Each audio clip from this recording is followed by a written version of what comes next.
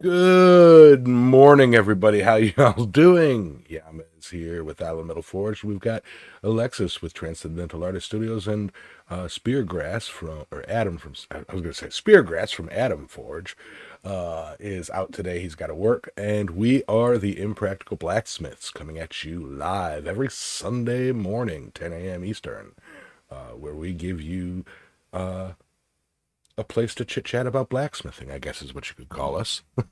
But you all know that. Anyway, it Well, negative is with live and in person, except he says that when he's not live and in person. So, right. Let me see. What is up? Shane Lalone, Ben Toombs, Speargrass, Robert Lonis, Turtle Dust, Bor Tagav, Deranged Metalworks, Paul Orchard. I'm not saying Ben Toombs twice. Ah, dang it, I just did. Robert Whitney, how you doing? Um, Happy spooky season, everybody. It is my favorite time of the year. Hubs Caps, how's it doing? Um, I love Halloween. I love the month of October.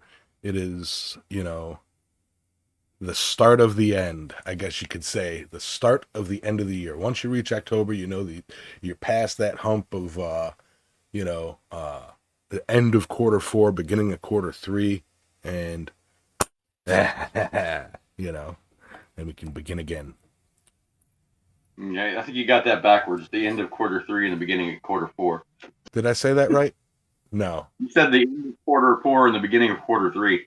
Yeah, hey, whatever. I live in the Bermuda Triangle. What's up, Michael? Yeah, that's why the spider, and that was I'm a punch it up a bit, as we get closer to Halloween. By Halloween, the whole screen is you ain't gonna be able to see us. It's just gonna be Halloween gifts. um, but anyway, yeah. So I guess as per the standard setup of the show, we move into how was your week? Oh yeah, I did. It wasn't too awful bad, I guess. I only worked 2 days, two 12-hour shifts this week, which I mean, honestly, that kind of sucked. But it is what it is. I can't. There ain't nothing I could do about it. When I went and looked at the board on like Monday or Tuesday, it's Tuesday or Monday. I don't know. It doesn't matter. But we had work for it was Monday because we had work for Tuesday and we had work for Thursday. And then Saturday was slammed with like 4 rig moves on Saturday. So I was like, yeah, I'll get at least 40 hours out of it, because the 2 12s, and then I'd get probably another 20 on that Saturday. But yeah, I went in there Thursday. I got in Friday morning because I work nights, of course, and so I got in Friday morning and went in and turned my paperwork in for the last 2 days, and looked at the board, and everything had moved from Saturday to the following Wednesday, and I was like, ah, man, you got to be kidding me. So I was like, well, what's the next thing? And the next thing is this rig we got coming up tomorrow, and I mean Friday is coming up tomorrow. So fingers crossed it's still on the board for tomorrow. I'll know when I get a dispatch later on. But they were like, well, maybe we can go out on Sunday and set out the backyard, but we're not sure. And I'm like, okay, well, I'm just going to go to the house then.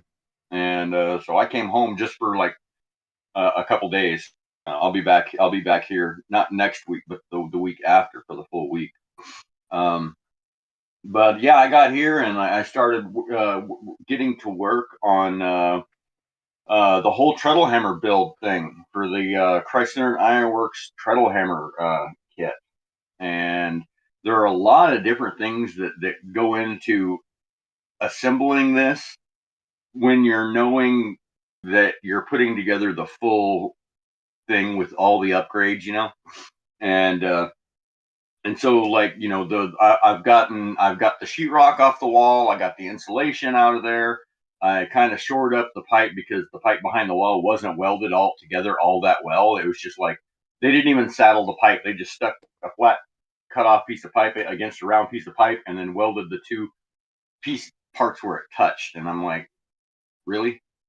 my whole barn is put together like that, and I'm like, but it's been here since 1981 and survived 2 tornadoes, so something's done right, I guess.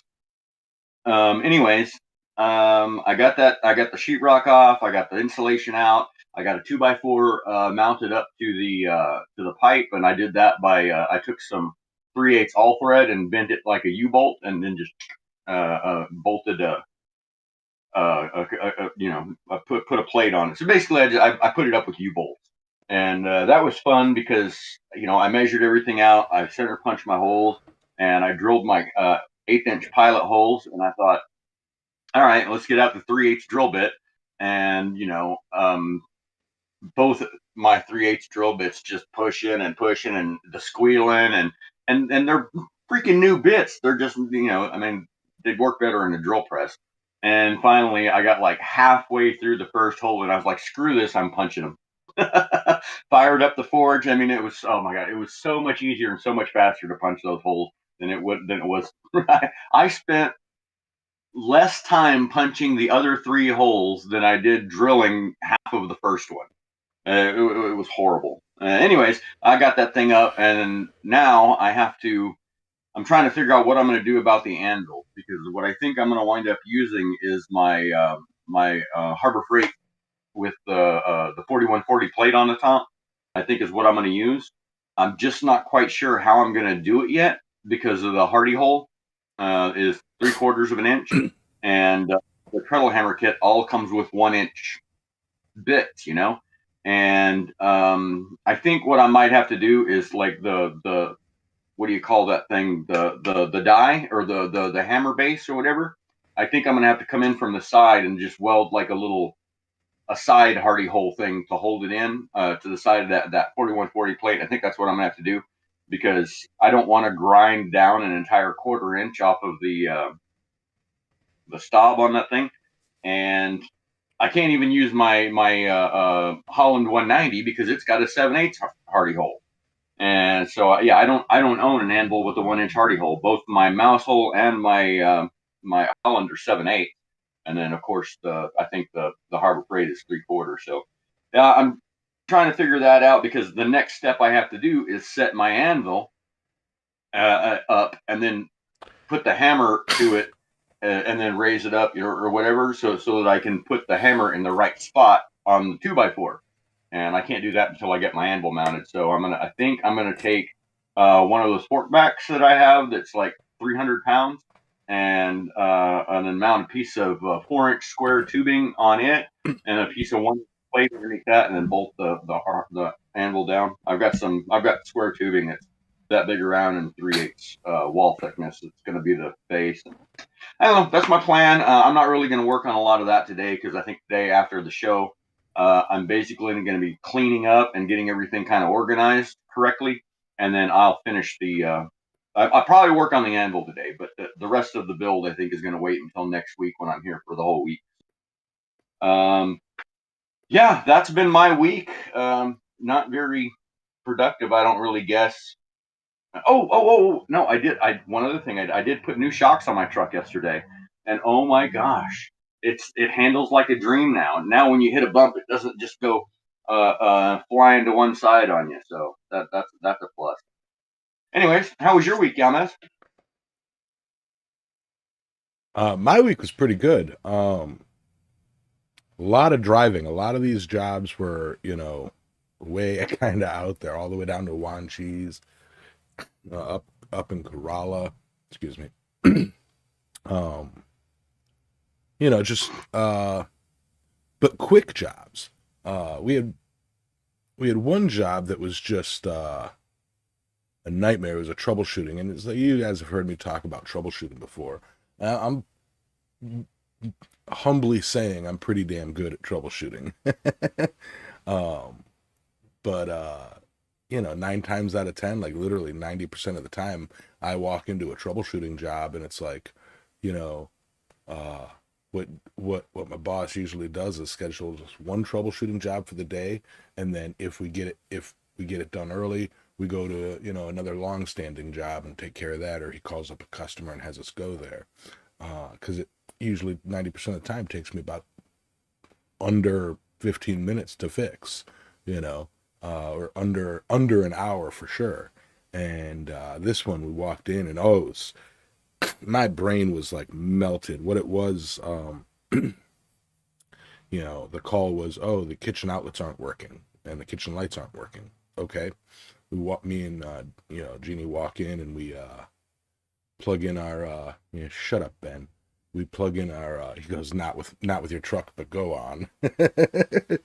uh Electrician, not mechanic.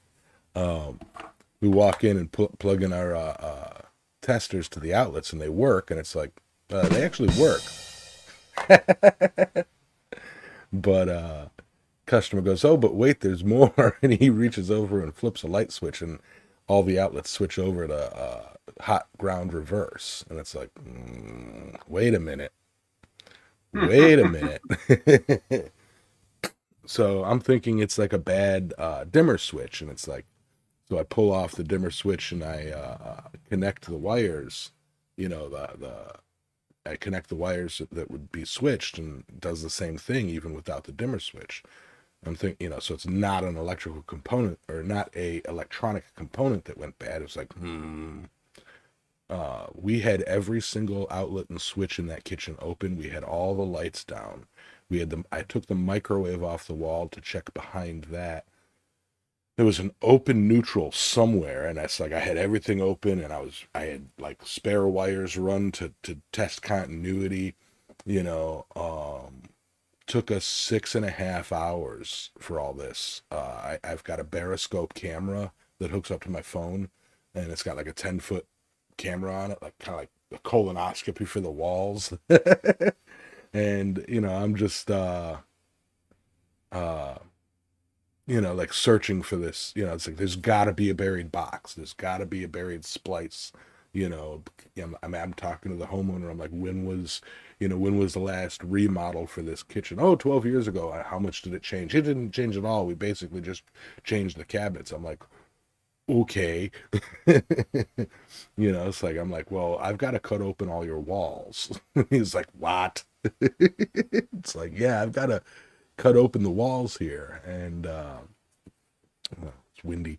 So it's like, I'm cutting the walls open, and like open it, pulling it open, and reaching down, and we found the box. It is behind his marble countertop and oak cabinets that he's got put in. This big, expensive.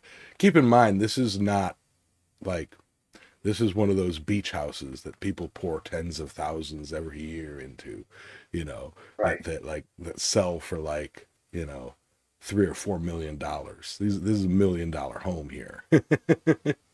um, and it's like, in order to access this box, we would have had to use a concrete saw and cut the countertop off, and then cut the cabinets out to access this box. Yeah, no, not happening. So we continued opening the walls to try and access the because basically it was old microwave outlet over here, outlet switch over here, and all three of them went down to this buried box instead of going boom boom. It's like, why don't people follow code? I don't know. But yeah, so ended up having to rewire this, pretty much the entire wall of that kitchen, and avoided having to, destroy this person's counters and cabinets. And it's like, but we got it. I before I even did that, I took temp wires and ran them all across the kitchen and spliced them in the way it would be once it's in the wall, just to make sure that that was the problem and that it worked. Got it in. Everything worked. We rejoiced. Started drilling holes, running wire. Did it. It was like freaking perfect. And then we had to clean up and put everything back together. I'm like, I hope you got a drywaller, because we don't do patchwork. So Right. this, and he knows, I've troubleshotted his place before. He knows that I'm a good troubleshooter. So he was thinking it was going to be a 5-minute job too. He's like, holy, wow. I'm like, yeah, I didn't say it, but you're gonna pay out the ass for this. This is going to cost a little bit of money. Yeah, yeah. The DIYers don't know. The thing is it's like we were asking him who did the remodel, and he's like, I think Mako, some construction company that's out of business already. So it's like we don't at least we don't have to worry about them anymore. You know. Right? So, All right. So we just know. huh? Like, who screwed this up so we know? Yeah. But so yeah, it was just it was a my brain was just mush from that.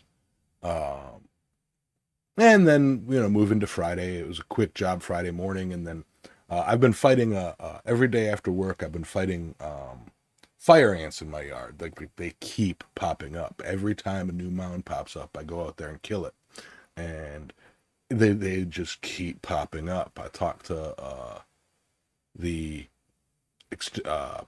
pest control company that we work for, or that we do work for, and one of the guys like, oh yeah, on my way to work one of these days I'll swing by and rod those mounds. I'm like, rod those mounds? He goes, oh yeah, we shoved this 10-foot rod down in the ground, and as we pull it up, we put these chemicals that kills the queen instantly. I'm like, oh cool. And then cleaned up the yard on Friday and did a bonfire. Had my brother over, and aunts and uncles and friends, and it was just fantastically. It was just a great freaking great time to be had by one and all. And then yeah, Saturday did a little bit of stuff in the shop, but it was raining, so I couldn't open the door and clear out the what we talked about there, Alex. The clear out the coal area and build a stack. It was just raining. I'm like, So tonight's show, I will either continue that drill or do some cleanup, because I really do need to do some cleanup. I was working in the shop yesterday. Huh? Oh, the drill? I forgot about. Yeah. Yeah, the one that I did like earlier in the week. I spent like an entire day out in the forge because the weather was nice, and I made a couple shelf brackets. I actually built an entire shelf with some pallet wood, I built a couple horseshoes into brackets, and then I made a bunch of horseshoe nail hooks to go along the front edge of it. And I did a bottle opener for a buddy of mine, old military buddy. And what else? Oh yeah. I finished my drill, but I can't do anything with it yet because all the rain we got, the wood is all wet. So I tried to work on it, or tried to see what it would do, but it was just because of the 2x4 was wet, it wasn't going to work very well. So I was like, all right, I'm gonna have to wait for that to dry out. And then I was like, I'm gonna make a fork because people keep stealing the dang forks out of the. And I mean, like I said, it's like you go in there to use a fork, and there's like two forks left, and it's like I just bought a package of forks 3 months ago. Anyways, so I was like, I'm just gonna blacksmith me one, and nobody's gonna steal that one. And I made an amazing fork. I mean, like the tines were great. The handle shape was right. The curvature was right. I mean, it was choice. I spent a good amount of time on it too. And then just because I made it out of a piece of 1080 blade stock. I went ahead and hardened it, and then I was gonna clean it up and then temper it. And while I was cleaning it up, I dropped it on the anvil, and all of the tines blew off of it. And I was like, "Oh, dang it! That was like 2 hours." And then so I grabbed the other piece that was going to be the spoon, and I threw it in the forge to start over. And then while it was heating up, I was like, "No, I'm just going to quit while I'm ahead." And that was my forging for the week. Right. So yeah, so you're either going to continue to work on that drill or what? Or some kind of cleanup. Set up my cameras. Shoot the shit with everybody and kind of clean up a bit. You know, I do have a uh, kind of another project that I'm working on. Not really a project. It's really simple stuff. But if y'all remember when I was doing them coins before, um, similar situation popped up. Somebody requested some uh, bricks that I do, like little bricks, or well, hey, can you forge a brick? I'm like, it's just a cute, rectangle of steel. Yeah, I can forge a brick. And I'm like, let me, before it gets like a crazy what the heck project, let me think about this a little bit. And I came up with this just really cool idea of, using some of that steel that I got from turtle dust. Um, cutting some 3/4 by 1/2 inch by 1.5 inch chunks, and I'm cleaning them up and kind of detailing them to make like a desk toy brick stack, where it's like if you get a whole bunch of them, you can build little structures. Um, so that's kind of something I gotta get into. Oh, and I was trying to cut with the chop saw. I think I need Mm-hmm. a new blade on that thing. It made a line and it did not cut that steel at all. Like it barely cut it. It was like, what the what? Did You you know, not? You haven't put a new blade on it yet? it's still got the one blade on it, but it's. The blade, the blade that was on there was at the end of its reach there. Um, yeah, it was where you need a new blade. Okay, yeah. I didn't even think of it. I've been to Home Depot 4 times this week and didn't even think of it. So, but I've been spending lots of funds. So I got to kind of pause on spending for a bit. Bring it you in. know. Um, but yeah. So anyway, all of that. Um, and yes, I do have a spider attacking each of us, both of us. Um, so yeah, that on for also news from Speargrass. Sold 10 books in the last 3 months, so the official Quad State Fund is 160 odd. Thanks to all that have bought them, Mister All Caps. Thank you, Speargrass. You are a fantastic person. Thank you for making them books, making writing, making whatever. um, Oh, Dragonstone Crawdaddy got a commercial. I'm sorry, I forgot to turn off the as I explained last week, YouTube's got this whole thing where it's like they're just adding, like now I have to select turn off mid-roll ads, or I have to have mid-roll ads, and I can select YouTube do it, or I do it manually, and I have to do them. I didn't do them last week, so I don't know if anybody got them, but yeah, YouTube's kind of forcing those, you know. Yeah, as irritating as it is, we kind of talked about it last week and decided that the best way to go about that is to pick when, and then at a certain time we're like, all right, let's take a break, and we'll run an ad, and Yeah, give every, you'll get a refill your coffee or what have you, or but yeah, they're gonna we have to run them, and it's either YouTube picks when you get to watch one or we do. So yeah, yeah. It should only be one, maybe two, you know, throughout the show because we only do an hour show. It's like between every half hour or 20 minutes between, something like that is what they were saying. Because I did deselect every 6 minutes. Could you imagine? oh my gosh. Um, Oh. but anyway, to the topic of the month. We're doing kind of an intro to Gothic Ironwork here, and that's hammer, not Gothic Ironwork.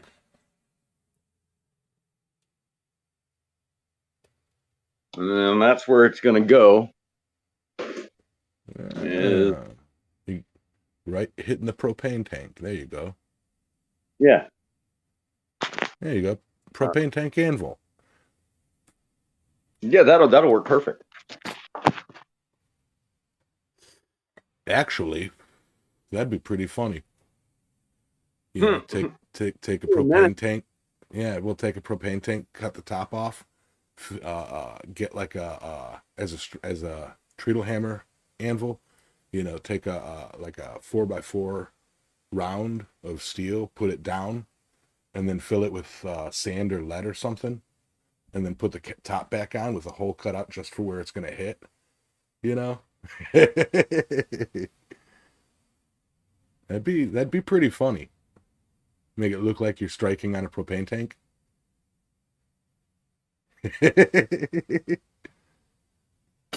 If you Anyway, say so. yeah. But so the topic being an introduction to Gothic ironwork, I'm going to discuss a little bit of what it was and when it started, and a couple misconceptions about like some of the cathedrals and such. Let me pull up my notes. They're around here somewhere. Um, Firstly, what it was. We discussed already Baroque and French Baroque and what was the other one? Rococo. Rococo. Yeah, Rococo. Rococo.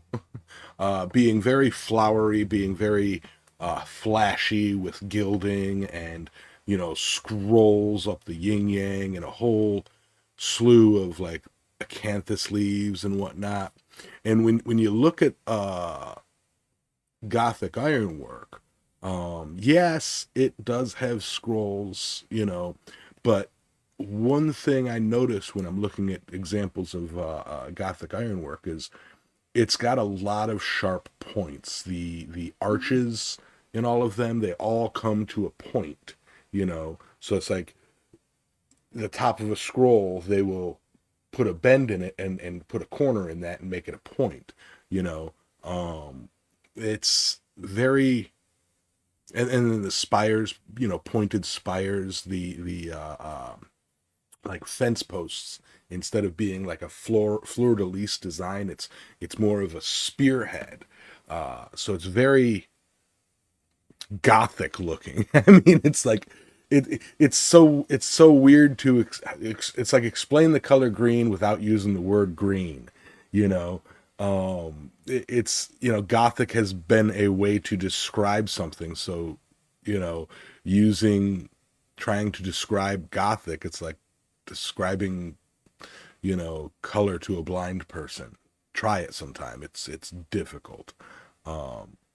But yeah, a lot of iconography. You've got a lot of what are they called? Grotesques. The faces, and like the gargoyle shapes and such like that. Real heavy look when you compare it to French Baroque and Rococo and such like that. You have a very heavy look, a lot of thicker pieces. Um, just it's beautiful in its own right, and I can't quite read the chat right now to see if anybody share a picture. I can't share a picture, um, not without totally screwing everything up. Wait, yes, I can. All right, hang on, give me a sec. Browser. No, that would be. Let me just do display capture. This is going to mess you guys up for a minute.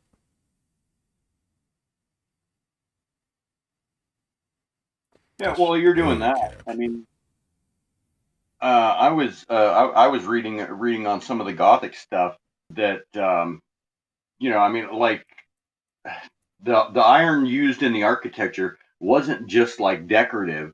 That this was even like not even known until like fairly recently that they used iron structurally as well.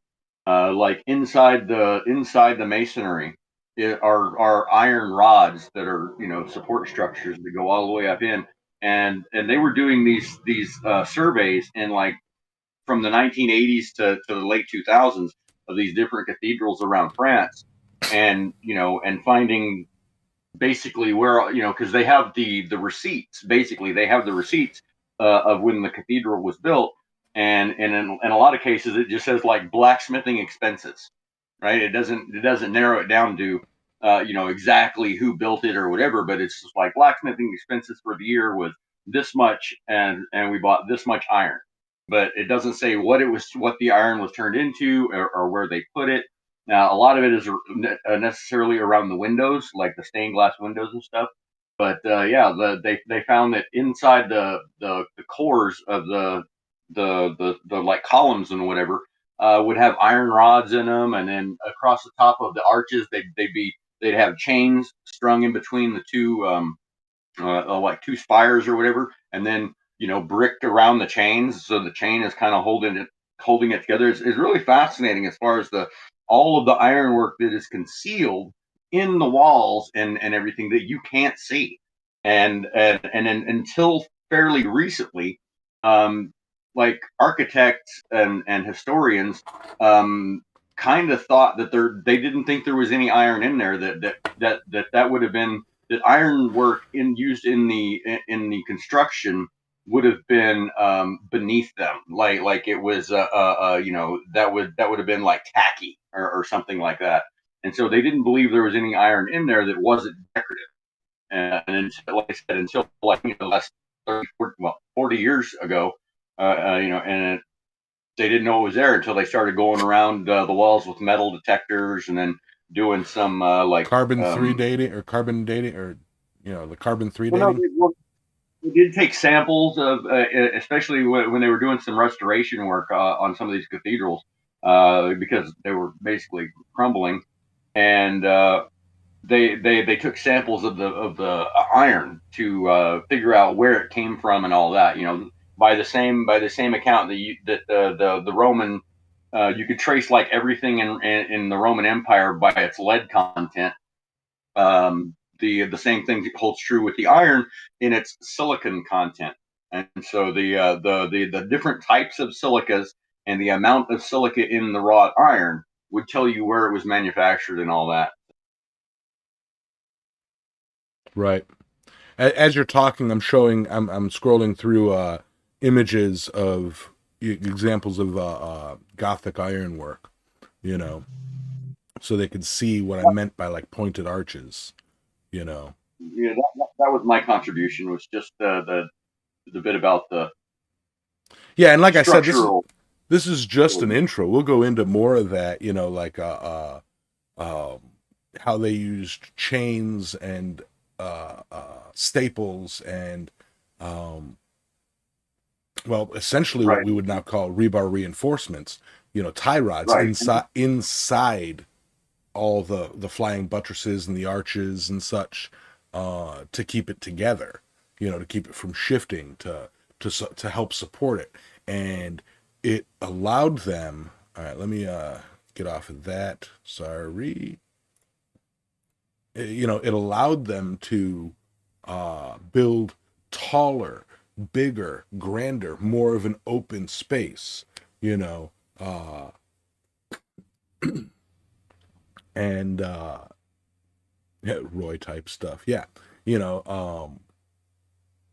it's the first. Okay, so a lot of people think when you think of Gothic architecture and Gothic ironwork, a lot of people's first images that they think of in their head is Notre Dame.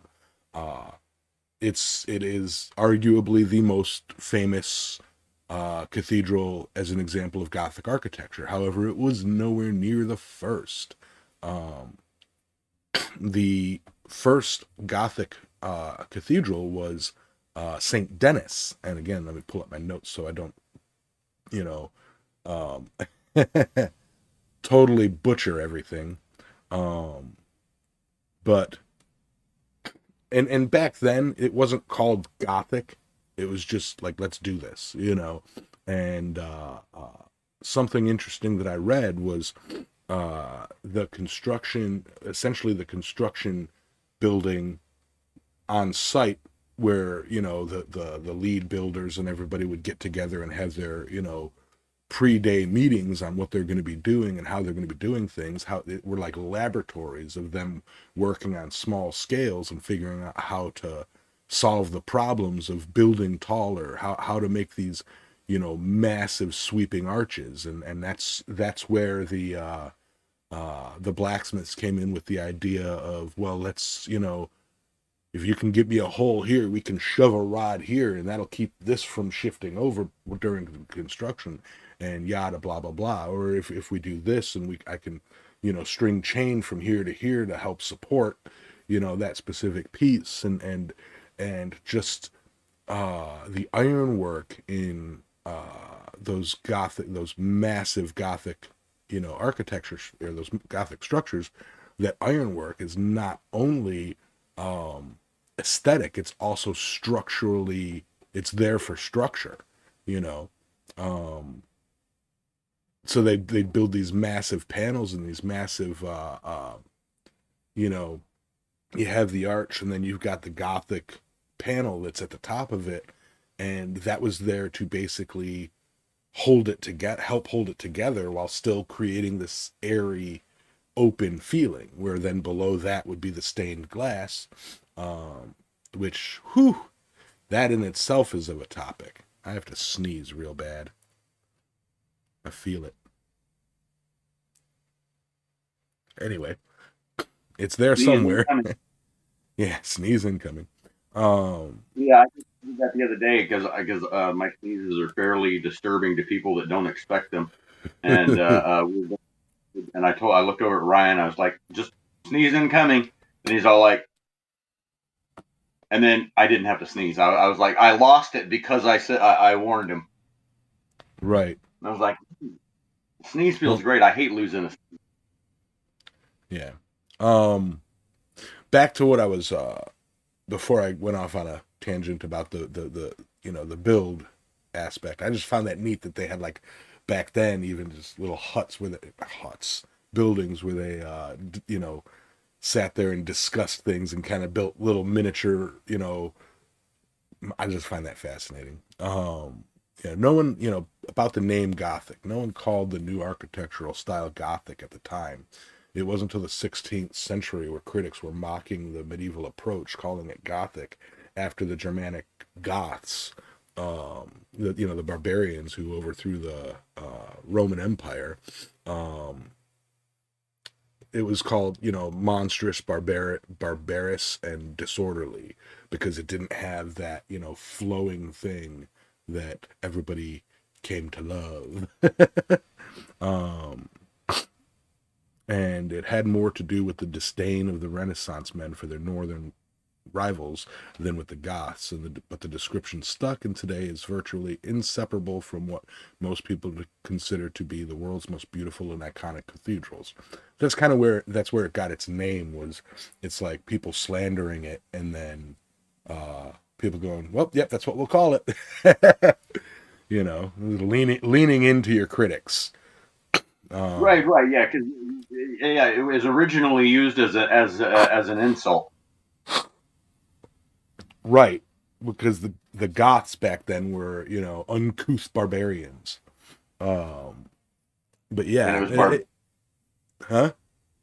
was barbaric ironwork. It was crude, Yeah, yeah. Not really as sophisticated as the new Baroque style or whatever. Right. It all started with the founding of the Abbey of Saint Denis in the 7th century. It's a structure built in the suburbs of what's now modern-day Paris, over the tomb of Saint Denis, the patron saint of France, who supposedly brought Christianity to the Gaul.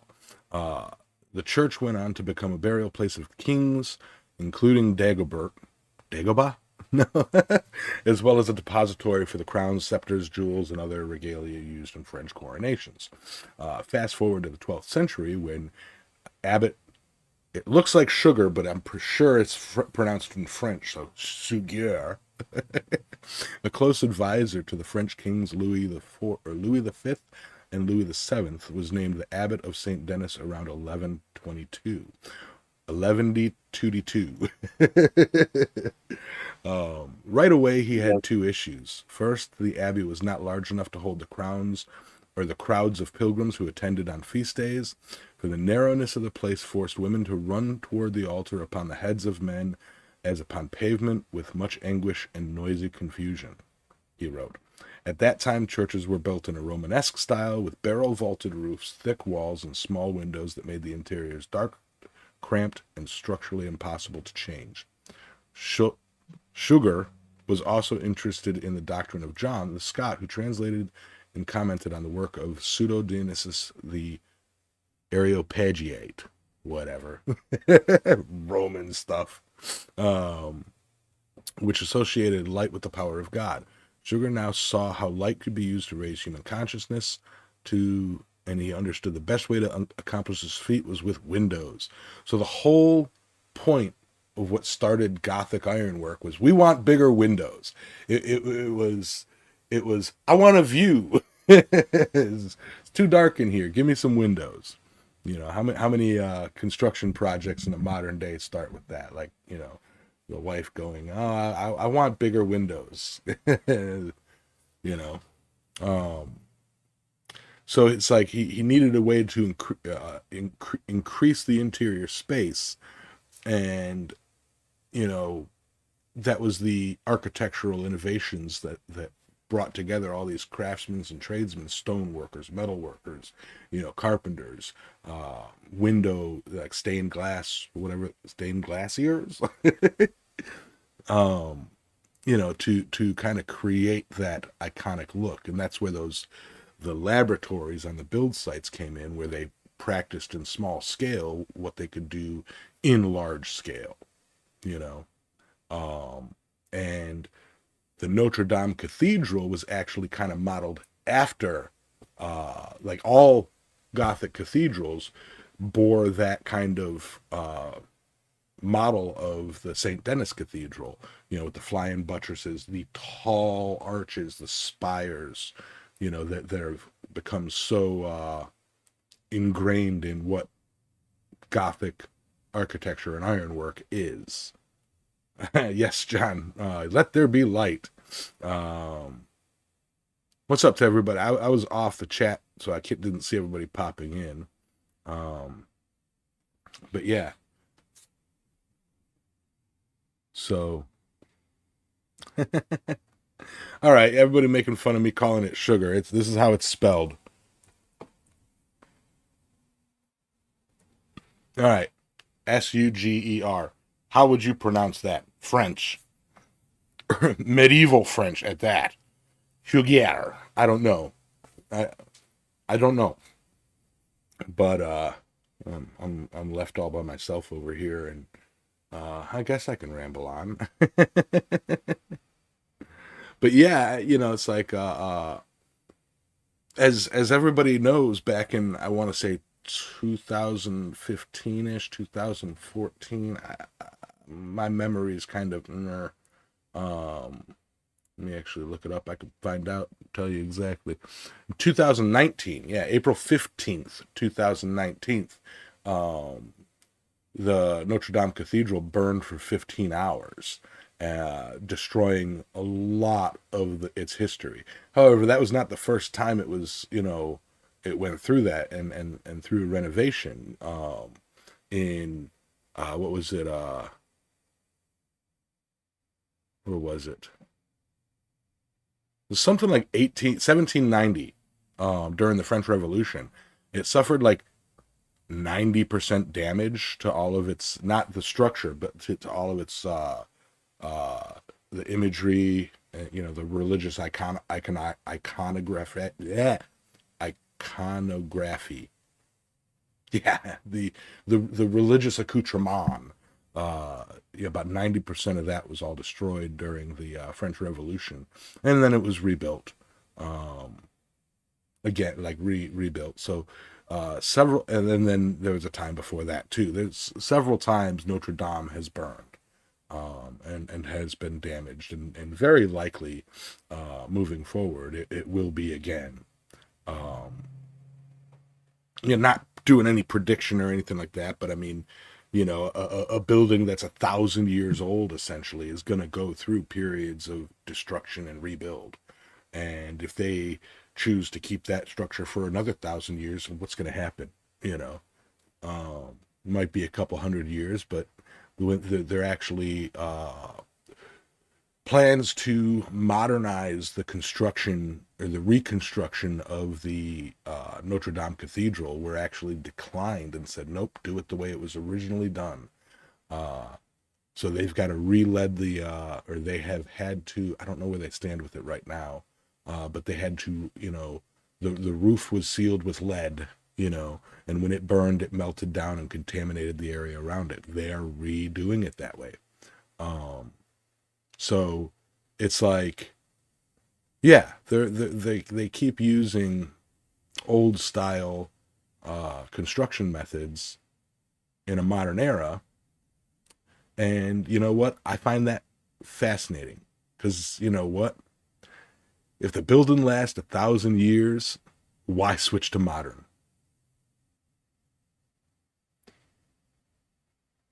Right? Sure. Whatever works. Yeah, I mean, if it ain't broke, don't. If it ain't baroque, don't fix it. That don't work in this one. Damn it! My jokes are bad, and I should feel bad.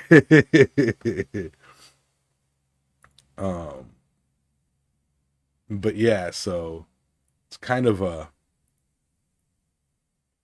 Hold on. Somebody said something about the spiders, and now I want to play with them. You talk. Nothing, man. I'm kind of I got my hands tied today because I've only got my one device. I don't have a PC with me. I don't have my other phone, so I don't have access to the chat. I don't have access to my research material, which is on my phone, and so I'm just kind of winging it and letting you do the Well, heavy lifting today.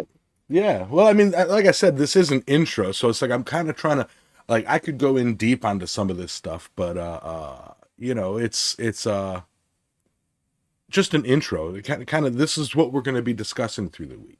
We are going to go into, and if you guys want, I could ask Roy if he wants to talk about Gothic, the techniques for Gothic ironwork. But I mean, he's pretty much more the French Baroque thing. I mean, he could probably look at the architect or the ironwork and understand how it's done a lot easier than us. I mean, we do know that he was talking about paneling for some of these things where they'd lay the stuff out and then build on top of that and then build on top of that to get the layers to make these ornate gates and doors and hinges and such.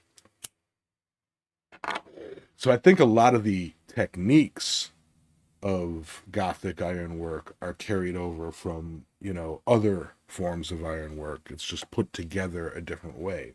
Because remember, it's all a scroll is a scroll and just a scroll until you add it to other scrolls to make a piece.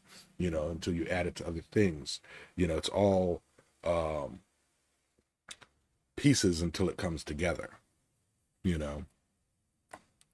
Right. So another thing we'll go into this month is very likely is the tonight build your own country. Shut up. Another thing we'll go into is like the history of. I'm sure Adam has got pages of research on this because that's all he does is like the cameras go off and he puts on his glasses and sits there and ding researches and writes these papers.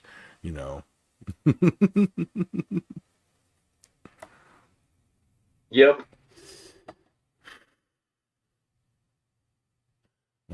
Thomas Goodemoot, hello. He says, Sully, did you try that cup? I saw the pic. Looks like I missed a piece on the finish. Sorry about that. Oh, I didn't even notice. No. Yeah, I've used it. It works.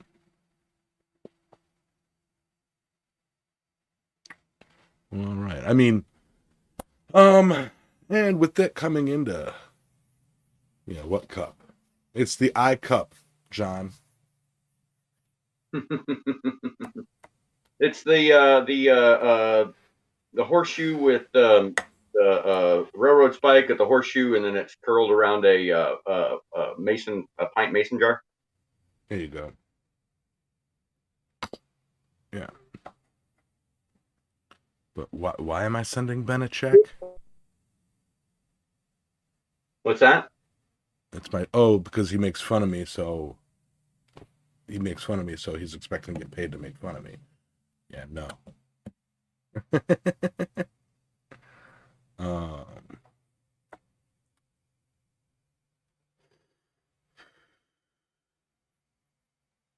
but anyway, with that, I suppose we can, we kind of Wrap it covered up. an intro as to what to expect for this month. If hopefully you like it. Um, and Mr. Pekka says the only pieces of Gothic smithing works from that age are armor and swords. Well, no, I mean, well, okay, Gothic if you're talking about the Goths, like the Goths of the Germanic tribes and all that stuff. Yeah, we're Gothic ironwork, as we explained earlier. It's got its name as an insult. They were basically, calling it brutish and barbaric ironwork, and so we're more. I mean, we probably go into goth weaponry and such, but yeah, it's a little bit different, methinks. Um, Right.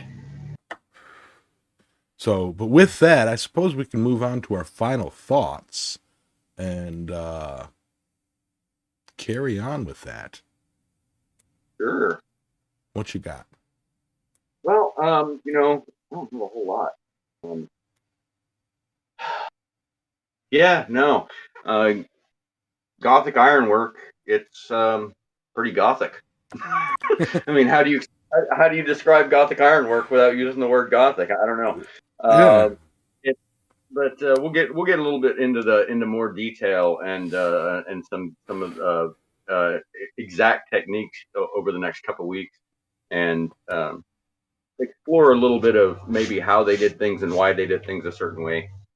Other than that, I mean, hey, the weather is absolutely fabulous right now down here to be out in the shop blacksmithing all day long. And so I assume it's like that everywhere else in the country. If the temperature here is good to go, it's got to be great everywhere else too. I mean, maybe a little bit chilly in some of the more northern latitudes. I'm not really sure, but hey, get out to your shop and be creative. I don't necessarily think you're going to do any big Gothic arches in your home porch, but hey, never say go never. out and try to create something that's outside your wheelhouse. That's always fun. So Yeah, we'll see you guys next week, hopefully with a little bit better preparedness. I'll have my computer and stuff. So yeah. Um, Firstly, I'd like to thank everybody for showing up and being here and supporting us. Mr. Pekka seems to have a lot of info on Gothic metalwork and stuff like that. So you are welcome if you would like to join us on one of these shows to share some of your information. You are more than welcome to. This is, after all, a community show by blacksmiths for blacksmiths. You know, um, so. Uh, yeah, absolutely. Hit us up and let us know in the Discord or through email if you would like to, join us. Da, da, da, da. Or just during the show, be like, hey, can I get a link? But anyway, it's like a big, big thank you to everybody. Much, much appreciation. Without you guys, this would just be a fart in the wind. But we'd still do it. Like you fart in the wind. We still do it. hey, don't go anywhere in that. I'm just going to strike. I'll be right back. But with that, I'm going to bring Adam up to talk. And Well, I mean, there's stuff that there's it's leaking, and there's stuff hanging out that's rubbing up against the belts there. and Just say transition to that. thank you very much for listening, guys. You can find Yamez on at Island Metal Forge on YouTube, Facebook, and Instagram. You can find Alex at Transcendental Artist Studios on YouTube, Instagram, and TikTok. And you can find me, Adam, at Speargrass Forge on YouTube, Instagram, and Facebook. If you have any suggestions for Tool of the Week, Metal of the Week, or any other topic, you can leave them under the hashtag Metal of the Week in the YouTube community chat in Discord, or you can email us at impracticalblacksmiths@gmail.com. If you found us on Anchor, Spotify, Amazon Music, Audible, or Google Podcasts, we upload generally every Wednesday, or you can join us live every Sunday morning at 10 a.m. Eastern Standard Time. That's currently 12:30 a.m. Australian Central Standard Time on Monday morning. However, you should check that against your local time, and that's located at the Island Metal Forge YouTube channel. Finally, thanks for joining us, and don't forget to hit that like and subscribe button, or give us a star rating if you found us on one of the podcasts, and we appreciate your support. Now, thank you muchly, Adam. Thank you muchly. You guys all have a wonderful day, and I will see you tonight at 6 p.m. in the shop. So, that's our show, like it or not. Yeah. Bye.